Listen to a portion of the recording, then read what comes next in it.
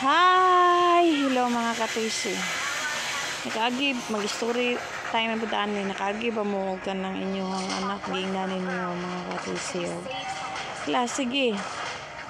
Pag ninyo mo nga walay trabaho kay dili jud ko mopasaka ninyo.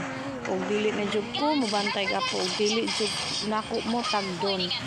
Kay ngano ang maagian ako unsay kalisod maagian po ninyo og dili mo maning kamot. Samtang karon nga kami makita mo maayo pa kayo nga kaugmaon kung mapadayon mo sa pag-eskwela or mapadayon mo sa inyong pangandoy nga dili mo mosagol sa mga bisyo nga manigarilyo sayo ug mag-addict. Kay karon manggod panahon manggod mga katisi nakita nako sa palibot ba mga bata pa kayo pero namiyahok nang nawo. Kuy wala pa 19 pero wala na apeng. Agkoy din murag ang ka-energy murag 24 hours. Unsa ba? Mo na ako na ako'y mga lalaki mga katisi pero nahadlo ko. Ako'y mga lalaki anak nahadlo ko mapunta di ana nga punto. Mo nang maingon jud ko. Sige, kay magisyo mo, di mga minyo mo, di jud ko mohatag og bugas. Na bahala mo. Di jud ko mopasaka ninyo. Kay aron ma-inspire di sila kaning kamot mga katisi. Kay anaon ako oy. Kay dili ko gusto manggod na agian nila ang kalisod nga sama sa kung agian. Kay pait di kayo labi na bitaw og kanang mula kayo wala jud ka. Then mohangyo ka nya imong gihangyuan bisan pag duol pa na nimo. Ay, bisan pag parente pa na nimo unsa pa dinha. Kay wala jud pamilya sa bulsa. Gawa sa lamisa. Kapila ka kanan kay siguro maila kay pamilya ka mapakaon ka. Mao na tinuod.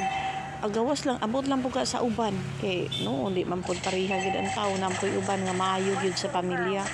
Pero ako man gud dili perfecto. So maning kamot jud kay akong idasi gini nanaon ako pag style kay parang maning kamot inon ako jud dili ba ko bantay apo kay kapula na ko bantay sa nilang gagmay pa masaksihan gid nga katisi dili jud ko mo bantay sa gagmay pa muna nga mayon jud di jud ko mo bantay di ko mo pakaon kay moingon na mausab kuno pag nanakoy apo naabot lang mga katisi gawas lang siguro kung maning kamot gid sila nga para sa ilahang ugma kay ako mahadlok katisi manggod kung maagian nila ang hilak dito hangyo diri magpakalaw na lang yun imuhang abilidad imo na lang yun tamang kanimong magdaw na lang mawala lang gid imuhang kuan jud sa imong kaugalingon para lang jud in town nga